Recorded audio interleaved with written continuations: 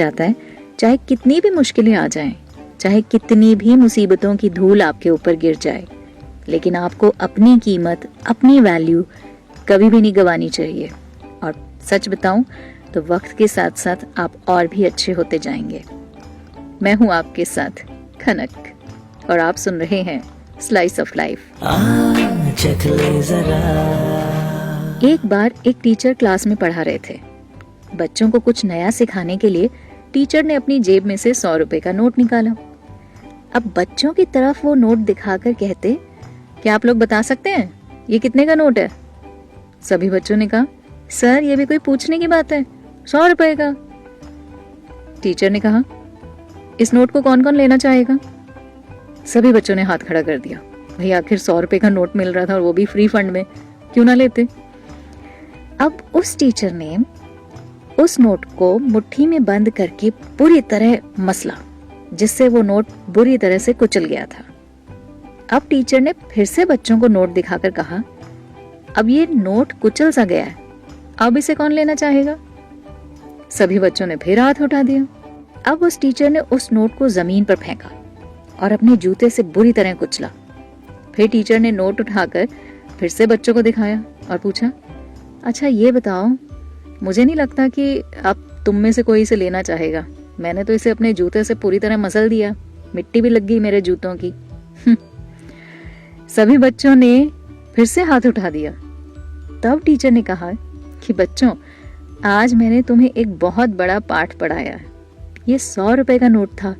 जब मैंने इसे हाथ से कुचला तो ये नोट कुचल गया, लेकिन इसकी कीमत 100 रुपए ही रही।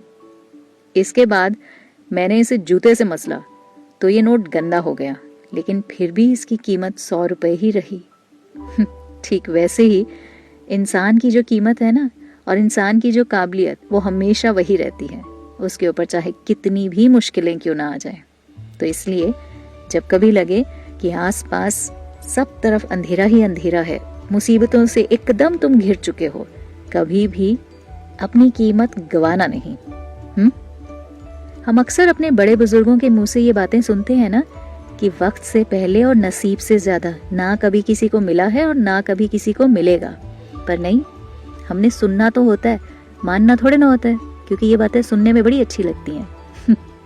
और ऐसा मैं इसलिए कह रही हूँ क्योंकि जब हम किसी पर्टिकुलर सिचुएशन में होते हैं ना, तब हर चीज से मन करता है कि बस एकदम हमने कोई पौधा लगाया और एकदम रातों रात वो पेड़ बन जाए।